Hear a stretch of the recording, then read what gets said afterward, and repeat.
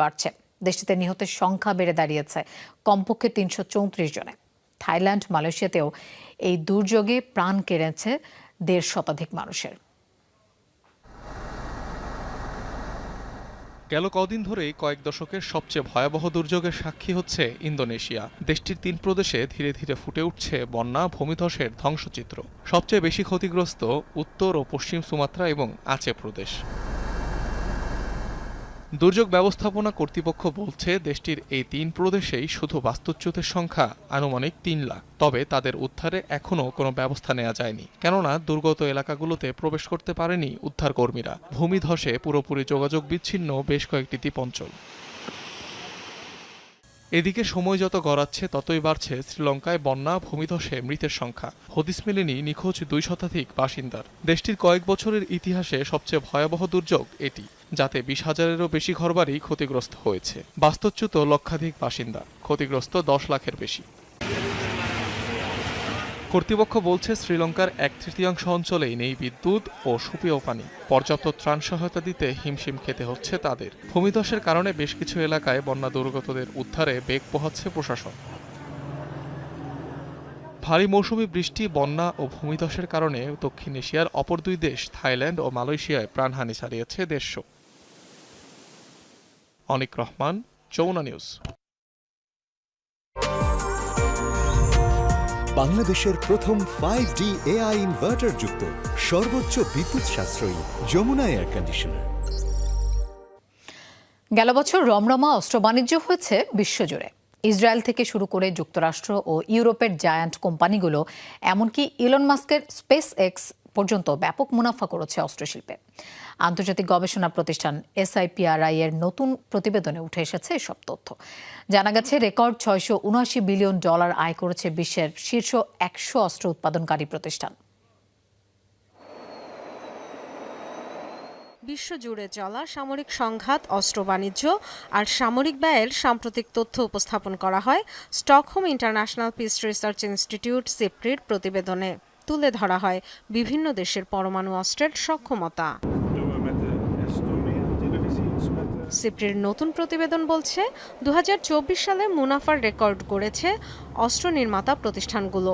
বিশ্বব্যাপী আয় বৃদ্ধির বড় অংশই এসেছে ইউরোপ ও যুক্তরাষ্ট্রের কোম্পানিগুলো থেকে।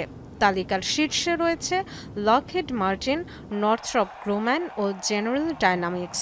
২০২৪ সালের শীর্ষ তালিকায় থাকা ৩০টি মার্কিন কোম্পানির আয় বেড়ে পৌঁছেছে মোট $৩34 বিলিয়ন, যা আগের বছরের তুলনায় ৩.৮% বেশি। প্রথমবারের মতো শীর্ষ সামরিক প্রস্তুতকারকদের তালিকায় এসেছে ইলন মাস্কের স্পেস এক্স। আগের বছরের তুলনায় ২০২৪-এ প্রতিষ্ঠানটির অস্ত্র বিক্রির আয় বেড়েছে দ্বিগুণের বেশি, দাঁড়িয়েছে $১.৮ বিলিয়ন। ইউক্রেনে রাশিয়ার আগ্রাসনের জেরে সবচেয়ে বেশি নিরাপত্তাহীনতায় ভুগছে ইউরোপ, যার প্রভাব দেখা যায় প্রতিরক্ষা ব্যয়ে। SIPRI জানিয়েছে মস্কোকে মোকাবেলায় অস্ত্র উৎপাদনে বিপুল বিনিয়োগ করছে ইউরোপ। শীর্ষ ১০০টির তালিকায় থাকা ইউরোপ ভিত্তিক ২৩টি কোম্পানির অস্ত্র বিক্রি ১৩% বেড়ে সম্মিলিত আয় দাঁড়িয়েছে $১৫১ বিলিয়ন। ইউক্রেনের জন্য গোলা বারুদ তৈরি করে আয় ১৯৩% বাড়িয়েছে চেক প্রজাতন্ত্রের চেকোস্লোভাক গ্রুপ। $৩.৬ বিলিয়ন আয় নিয়ে পরিণত হয়েছে ২০২৪ সালের সবচেয়ে দ্রুত বর্ধনশীল কোম্পানিতে। অস্ত্র আয়ে ৪১% লাভ করেছে ইউক্রেনের রাষ্ট্রীয় অস্ত্র নির্মাতা প্রতিষ্ঠানও। শীর্ষ ১০০ এর তালিকায় আছে রাশিয়ার মাত্র ২টি প্রতিষ্ঠান, রোস্তেক ও ইউনাইটেড শিপ বিল্ডিং কর্পোরেশন। পশ্চিমা নিষেধাজ্ঞা সত্ত্বেও যৌথভাবে প্রবৃদ্ধি হয়েছে ২৩%। তবে চীনের অস্ত্র নির্মাতাদের আয় কমায় তালিকায় পিছিয়ে এশিয়া। জাপানের ৫টি শীর্ষ কোম্পানির সম্মিলিত আয় বেড়েছে ৪০%। SIPRIর তথ্য অনুযায়ী ২০২৪ সালের শীর্ষ তালিকায় প্রথমবারের মতো জায়গা পেয়েছে মধ্যপ্রাচ্যের 9টি কোম্পানি। গাজায় গণহত্যার সহযোগী ৩ ইসরায়েলি কোম্পানির সম্মিলিত আয় ১৬% বেড়ে দাঁড়িয়েছে $১৬.২ বিলিয়ন। এছাড়া তালিকায় যুক্তরাজ্য, France, Germany, Italy, Bharat, Taiwan, Norway, Canada, Spain, Poland ও ইন্দোনেশিয়ার সামরিক কোম্পানির নামও রয়েছে। Dorothy Tasrin, Jamuna news. চলমান দুর্নীতির মামলাগুলো থেকে অব্যাহতি পেতে প্রেসিডেন্ট আইজ্যাক হারজগের কাছে ক্ষমা প্রার্থনা করেছেন ইসরায়েলের প্রধানমন্ত্রী বেনিয়ামিন নেতানিয়াহু। এক ভিডিও বার্তায় তিনি বলেন, মামলার পুরো প্রক্রিয়া মোকাবেলায় প্রস্তুত ছিলেন তিনি, তবে জাতীয় স্বার্থে বদল করেছেন সিদ্ধান্ত। প্রেসিডেন্টের কার্যালয় জানিয়েছে, এই বিষয়ে বিচার বিভাগীয় কর্মকর্তাদের মতামত নেবেন হারজগ। 5 বছর ধরে ঘুষ, জালিয়াতি ও ক্ষমতার অপব্যবহারের অভিযোগে একাধিক মামলায় বিচার চলছে ইসরায়েলি প্রধানমন্ত্রীর। যদিও সব অভিযোগ অস্বীকার করেছেন নেতানিয়াহু। দেশটির বিরোধী নেতাদের দাবি, ক্ষমা চাইতে হলে আগে তার দোষ স্বীকার করতে হবে নেতানিয়াহুকে। তার ক্ষমা প্রার্থনার ঘটনায় ক্ষুব্ধ বহু ইসরায়েলি। রোববার প্রেসিডেন্ট আইজ্যাক হারজগের ব্যক্তিগত বাসভবনের সামনে বিক্ষোভ কর্মসূচিতে অংশ নেয় অনেকে।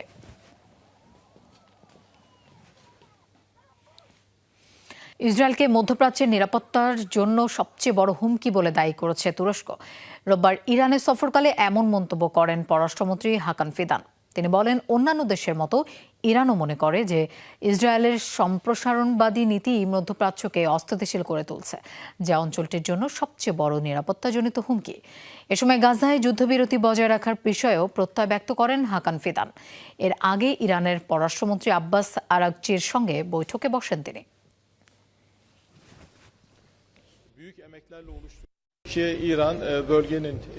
মধ্যপ্রাচ্যের অন্যান্য দেশের মতো আমরাও একমত যে ইসরায়েলের আঞ্চলিক সম্প্রসারণবাদ এই অঞ্চলের জন্য 1 নম্বর নিরাপত্তা হুমকি। আমাদের লক্ষ্য গাজায় যুদ্ধবিরতি, যা বহু প্রচেষ্টার মাধ্যমে অর্জিত হয়েছিল, তা অব্যাহত রাখা এবং পরবর্তী পর্যায়ে এগিয়ে যাওয়া। ইরানের নৌবাহিনীতে যুক্ত হলো ভাসমান নৌঘাঁটি। সম্প্রতি কুর্দিস্তান নামের নতুন এই ঘাঁটির একটি ভিডিও প্রকাশ করেছে দেশটি। একই সাথে সংস্কার করা সাহান্দ ডেস্ট্রয়ারকে যুক্ত করা হয়েছে নতুন এই নৌঘাঁটিতে। রাষ্ট্রীয় গণমাধ্যম বলছে, এর মধ্য দিয়ে সাগরপথের সক্ষমতা আরও বাড়বে তেহরানের। ইরানের নৌবহরে যুক্ত হয়েছে ভাসমান নৌঘাঁটি। দেশটির দাবি, কুর্দিস্তান নামের এই নৌঘাঁটি সমুদ্রের আরও দূরবর্তী অঞ্চলে অভিযান পরিচালনায় সহায়তা করবে। ইরানের রাষ্ট্রীয় টেলিভিশন জানিয়েছে, এর মাধ্যমে নৌ সক্ষমতা বৃদ্ধি এবং আন্তর্জাতিক জলসীমায় নিরাপত্তা জোরদার হবে। এই নৌঘাঁটিতে নতুন করে যুক্ত করা হয়েছে ডেস্ট্রয়ার সাহান্দ। গত বছর মেরামতের সময় পানিতে উল্টে ক্ষতিগ্রস্ত হয়েছিল যুদ্ধযানটি। সংস্কারের পর তেহরানের নৌবহরে রিকমিশন করা হলো এটিকে। 2018 সালে উদ্বোধন হওয়া দেশীয় প্রযুক্তির ডেস্ট্রয়ার সাহান্দে রয়েছে হেলিকপ্টার ডক, টর্পেডো উৎক্ষেপণ ব্যবস্থা, অ্যান্টি এয়ারক্রাফট এবং অ্যান্টি শিপ গান, স্থল এবং আকাশে মিসাইল নিক্ষেপের ব্যবস্থা এবং উন্নত ইলেকট্রনিক ওয়ারফেয়ার সিস্টেম সহ অত্যাধুনিক সব ফিচার। দীর্ঘদিনের আন্তর্জাতিক নিষেধাজ্ঞা এবং অস্ত্র আমদানিতে বাধা মোকাবেলায় নিজস্ব প্রতিরক্ষা শিল্প গড়ে তুলেছে ইরান। 2010 সালে প্রথম স্থানীয়ভাবে নির্মিত ডেস্ট্রয়ার উন্মোচনের পর পুরনো নৌ সরঞ্জাম আধুনিকায়নে বড় বিনিয়োগ করছে দেশটি। অস্মিতা বিশ্বাস, যমুনা নিউজ। সিরিয়ায় অভিযান চালিয়েছে মার্কিন সিরীয় যৌথ বাহিনী। দেশটির দক্ষিণাঞ্চলে জঙ্গি গোষ্ঠী ইসলামিক স্টেট আইএসের 15টি অস্ত্রাগার ধ্বংসের দাবি করেছে তারা। এক বিবৃতিতে বিষয়টি নিশ্চিত করেছে যুক্তরাষ্ট্রের সামরিক বাহিনীর কেন্দ্রীয় কমান্ড সেন্টকম। এতে বলা হয়, 24 থেকে 27 নভেম্বর পর্যন্ত সিরিয়ার দক্ষিণাঞ্চলে অভিযান চালিয়েছে যৌথ বাহিনী, যাতে 130টিরও বেশি মর্টার রকেট, বহু অ্যাসল্ট রাইফেল, মেশিনগান, ট্যাঙ্ক, বিধ্বংসী মাইন ও বোমা তৈরির সরঞ্জাম ধ্বংস করা হয়। সম্প্রতি যুক্তরাষ্ট্র সফরে আইএস দমনে মার্কিন নেতৃত্বাধীন জোটে যোগ দেওয়ার সিদ্ধান্ত জানায় সিরিয়ার প্রেসিডেন্ট আহমেদ আল শারা। দেশটিতে গৃহযুদ্ধ চলাকালে 2013 উত্থান ঘটে আন্তর্জাতিক জঙ্গি গোষ্ঠী আইএসের। মাত্র 1 বছরের মাথায় দক্ষিণ সিরিয়া ও ইরাকের বিস্তীর্ণ এলাকা দখল করে কট্টরপন্থী ইসলামী গোষ্ঠীটি। হংকংয়ের হাউজিং কমপ্লেক্সে ভয়াবহ আগুনের ঘটনায় প্রাণহানি বেড়ে দাঁড়িয়েছে 151 জনে। এখনও নিখোঁজ কমপক্ষে 40 জন। তদন্তের বিস্তারিত প্রকাশ করেছে হংকং কর্তৃপক্ষ। জানিয়েছে, নিম্নমানের সংস্কার সামগ্রী ভয়াবহ আগুনকে আরও ছড়িয়ে দিতে ভূমিকা রেখেছে। দুর্ঘটনায় ক্ষতিগ্রস্ত ওয়াং ফুক কোর্ট স্টেটের 7টি টাওয়ারে এখনও চলছে পুলিশি তল্লাশি। সিঁড়িঘর ও ছাদে পাওয়া গেছে অনেকের মরদেহ। ধারণা করা হচ্ছে, আগুন থেকে বাঁচতেই সেখানে আশ্রয় নিয়েছিলেন তারা। নিরাপত্তা বাহিনী জানায় পুড়ে একেবারে ছাই হয়ে গেছে বেশ কয়েকটি মরদেহ। তাই সকল নিখোঁজ ব্যক্তিকে খুঁজে পাওয়া না যেতে পারে বলে শঙ্কা করেছে তারা। ঝুম বৃষ্টির মাঝে বাদ্যের তালে নেচে অভিনব উপায়ে পোপ লিওকে স্বাগত জানালেন লেবানিজরা। রোববার লেবাননে পৌঁছলে ফুলের পাপড়ি ছিটিয়ে বরণ করে নেওয়া হয় ক্যাথলিক এই ধর্মগুরুকে। বৃষ্টি উপেক্ষা করেই তাকে স্বাগত জানাতে জড়ো হয় লোকনৃত্য শিল্পীরা। ঐতিহ্যবাহী পোশাক গায়ে নেচে নেচে শুভেচ্ছা জানায় পোপকে। ঢাকের তালে তৈরি হয় এক উৎসব মুখর পরিবেশের।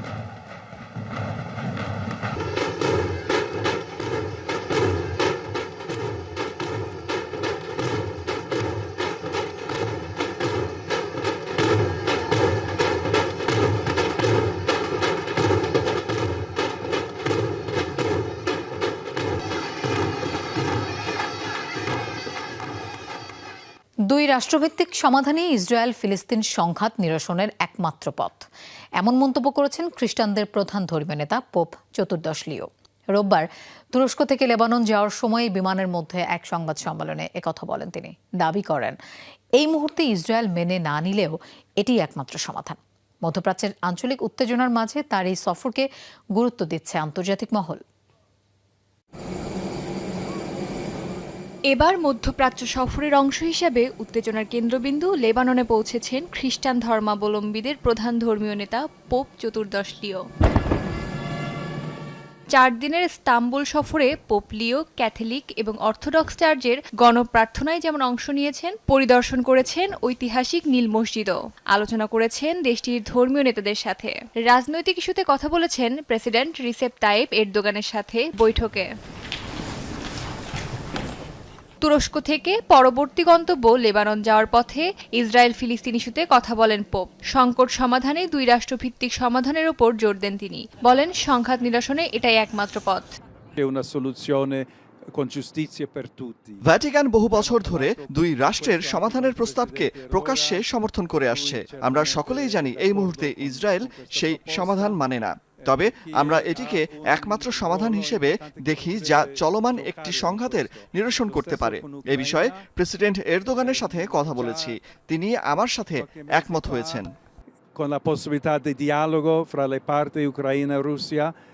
এর আগে তুরস্ক সফরকালে ফিলিস্তিনের পক্ষে কথা বলায় পোপের ব্যাপক প্রশংসা করেছিলেন তুর্কি প্রেসিডেন্ট রিসেপ তাইপ এরদোগান। ফিলিস্তিন ইস্যুতে পোপের অবস্থান খুবই প্রশংসনীয়। আমরা তার মতামতকে মূল্যায়ন করি। তুরস্কে 4 দিনের সফর শেষে রোববার লেবাননে যান পোপ লিও। অস্মিতা বিশ্বাস, যমুনা নিউজ। ভেনেজুয়েলার সাথে উত্তেজনার মাঝে ক্যারিবীয় দেশ ত্রিনিদাদ ও টোবাগোতে সামরিক রাডার স্থাপন করেছে যুক্তরাষ্ট্র। দ্বীপরাষ্ট্রটির এএনআর আন্তর্জাতিক বিমানবন্দরে এই নজরদারি প্রযুক্তি বসিয়েছে ওয়াশিংটন। তথ্যটি নিশ্চিত করেছে ত্রিনিদাদ ও টোবাগো কর্তৃপক্ষ। টোবাগো দ্বীপের বিমানবন্দরের রানওয়ে এবং রাস্তা তৈরির কাজ করছে মার্কিন নৌসেনারা। দেশটির সমুদ্র সীমা সহ আশপাশের দেশগুলোয় নজরদারি ও গোয়েন্দা সক্ষমতা বাড়াতে এই পদক্ষেপ নেওয়া হয়েছে বলে জানায় দেশটি। সম্প্রতি অঞ্চলটিতে মাদক চোরাচালান ঠেকানোর উদ্দেশ্যে ব্যাপক হারে সামরিক তৎপরতা বাড়িয়েছে যুক্তরাষ্ট্র। এর জেরে ভেনেজুয়েলা সহ লাতিন আমেরিকার কয়েকটি দেশের সাথে উত্তেজনা ছড়িয়েছে ওয়াশিংটনের। ভেনেজুয়েলার প্রেসিডেন্ট নিকোলাস মাদুরোর সাথে ফোনে কথা বলেছেন ডোনাল্ড ট্রাম্প। নিউ ইয়র্ক টাইমসে প্রকাশিত এই খবরের সত্যতা স্বীকার করেছেন মার্কিন প্রেসিডেন্ট। তবে তাদের মধ্যে কি কথা হয়েছে তা খোলাসা করেননি ট্রাম্প। সাংবাদিকরা বারবার জিজ্ঞেস করলেও বিস্তারিত জানাতে চান না বলে জানিয়ে দেন মার্কিন প্রেসিডেন্ট। ভেনেজুয়েলার সাথে চলমান উত্তেজনার মধ্যেই সম্প্রতি মার্কিন গণমাধ্যম নিউ ইয়র্ক টাইমস জানায় ট্রাম্প মাদুরো ফোন কলের খবর। I don't want to comment on it. The answer is yes. And can you tell us a little bit about it? No, I can't do that. সামরিক শক্তি ব্যবহার করে ভেনেজুয়েলার তেল সম্পদ দখলে নিতে চাইছে ওয়াশিংটন। ওপেক মহাসচিবের কাছে পাঠানো এক চিঠিতে এমন অভিযোগ করেছেন দেশটির প্রেসিডেন্ট নিকোলাস মাদুরো। ওপেকের ভার্চুয়াল বৈঠকে চিঠিটি প্রকাশ করেন কারাকাস কর্মকর্তা ডেলসি রদ্রিগেজ। চিঠিতে বলা হয় যুক্তরাষ্ট্রের এমন পদক্ষেপ বড় প্রভাব ফেলবে বৈশ্বিক জ্বালানি বাজারে। ভেনেজুয়েলা তার প্রাকৃতিক সম্পদ রক্ষায় দৃঢ় প্রতিজ্ঞ বলেও জানান মাদুরো। ওপেক ও ওপেক প্লাসের সদস্য দেশগুলোকেও পাঠানো হয় এই চিঠি। বর্তমানে দৈনিক প্রায় 11 লাখ ব্যারেল তেল উৎপাদন করছে ভেনেজুয়েলা, যা 1990-এর দশকের শীর্ষ উৎপাদনের 1/3-এরও কম। জুন থেকে অক্টোবরের মধ্যে রফতানির বেশিরভাগই গেছে চীনে।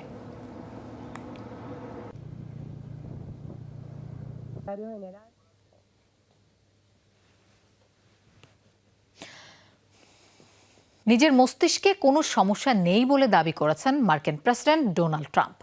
রোববার তার এমআরআই পরীক্ষার ফলাফল নিয়ে সাংবাদিকদের প্রশ্নের জবাবে ঠাট্টা করে একথা বলেন তিনি।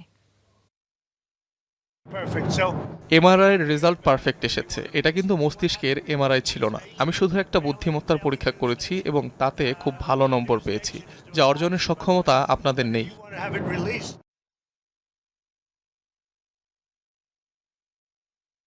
রাশিয়া ইউক্রেন যুদ্ধ বন্ধে কিয়েভের সাথে আলোচনায় অগ্রগতি হয়েছে, তবে এখনও আরও অনেক কাজ বাকি, এমন মন্তব্য করেছেন মার্কিন পররাষ্ট্রমন্ত্রী মার্কো রুবিও। রোববার ফ্লোরিডায় ইউক্রেনের প্রতিনিধি দলের সাথে বৈঠক করেন মার্কিন কর্মকর্তারা। কেবল যুদ্ধ বন্ধ নয়, দীর্ঘমেয়াদে ইউক্রেনের সার্বভৌমত্ব, স্বাধীনতা, সমৃদ্ধি নিশ্চিতে কাজ করছেন বলে জানান রুবিও। কিয়েভের প্রতিনিধি দলের নেতৃত্ব দেন নবনিযুক্ত প্রধান আলোচক রুস্তেম উমেরভ। আরও উপস্থিত ছিলেন প্রেসিডেন্ট ডোনাল্ড ট্রাম্পের বিশেষ দূত স্টিভ উইটকফ এবং জামাতা জারেড কুশনার। শান্তি আলোচনায় আগামী সপ্তাহে মস্কোর উদ্দেশ্যে রওনা দেবেন উইটকফ। আরেকটি ফলপ্রসূ বৈঠক হয়েছে। আমাদের লক্ষ্য শুধু যুদ্ধ বন্ধ করাই নয়, আমরা চাই ইউক্রেন চিরকাল নিরাপদ হোক, যাতে তারা আর কখনো কোনো আগ্রাসনের মুখোমুখি না হয়। তারা সত্যিকারের সমৃদ্ধির যুগে প্রবেশ করুক, এটাই চাওয়া। আবারও লিথুয়ানিয়ার আকাশে শনাক্ত হলো রহস্যজনক বেলুন। নিরাপত্তার শঙ্কায় বন্ধ করা হয় ভিলনিয়াস বিমানবন্দর। রোববার বিমান কর্তৃপক্ষ জানায় বেলুন তাদের আকাশসীমার দিকে এগিয়ে যাওয়ায় সাময়িকভাবে বন্ধ করা হয় ফ্লাইট চলাচল। এই মধ্য দিয়ে 2 মাসের মধ্যে 10মবারের মতো বিমান চলাচল বন্ধ হলো দেশটিতে। বাতিল হয়েছে বেশ কয়েকটি ফ্লাইট। লিথুয়ানিয়ার দাবি, প্রতিবেশী দেশ বেলারুশ থেকে আবহাওয়া পর্যবেক্ষণ বেলুনে করে চোরাচালান করা হয় সিগারেট। এটিকে হাইব্রিড অ্যাটাক বলেও আখ্যা দেওয়া হয়েছে। গত কয়েক মাসে অনুপ্রবেশকারী ড্রোন ও বেলুনের জন্য বারবার ব্যাহত হয়েছে ইউরোপের বিভিন্ন দেশের বিমান চলাচল। ভর্তুকি পেতে দেরি হওয়ায় বিক্ষোভে নেমেছে গ্রিসের কৃষকরা। রোববার রাস্তায় নেমে ট্রাক্টর নিয়ে সড়ক অবরোধ করেন দেশটির শত শত কৃষক। এ সময় দুর্নীতির তদন্তের কারণে ইউরোপীয় ইউনিয়নের অনুদানের প্রায় 600 মিলিয়ন ইউরো পেতে দেরি হয়েছে বলে সরকারের বিরুদ্ধে অভিযোগ তোলেন বিক্ষোভকারীরা। পুলিশি বাধার মুখে এক পর্যায়ে ব্যাপক সংঘর্ষে জড়িয়ে পড়ে দুপক্ষ। চলে ধরপাকড় ও লাঠিচার্জ। কৃষকদের উপর টিয়ারশেল নিক্ষেপ করে গ্রিক পুলিশ। সম্প্রতি গ্রিসে ইইউ তহবিল আত্মসাৎ করার অভিযোগে তোলে ইউরোপীয় পাবলিক প্রসিকিউটরস অফিস, যা নিয়ে চলছে তদন্ত। কার্যক্রম শেষ হওয়ার আগ পর্যন্ত বন্ধ রয়েছে ভর্তুকি। ভারতের মহারাষ্ট্রে মৃত প্রেমিককে বিয়ে করে আলোড়ন তৈরি করলেন এক প্রেমিকা। দুজনের বর্ণ না মেলায় 3 বছরের প্রেমে বাধা হয়ে দাঁড়ায় প্রেমিকা আঁচালের বাবা ও ভাইয়েরা। প্রেমিক সাক্ষম তাতেকে নৃশংসভাবে পিটিয়ে গুলি করে হত্যা করে তারা। তবে তার শেষ কৃত্যানুষ্ঠানে নিজের মাথায় সিঁদুর পরে মৃত প্রেমিককে বিয়ে করে আঁচাল। দাবি জানায় বাবা আর ভাইদের সর্বোচ্চ শাস্তির। চলছে সিঁদুরদান আর বিয়ের আনুষ্ঠানিকতা। তবে হাসি আনন্দের বদলে চারিদিকে কান্নার রোল, কারণ প্রাণ নেই বরের দেহে। ঘটনা ভারতের মহারাষ্ট্রের। 3 বছর আগে কিশোর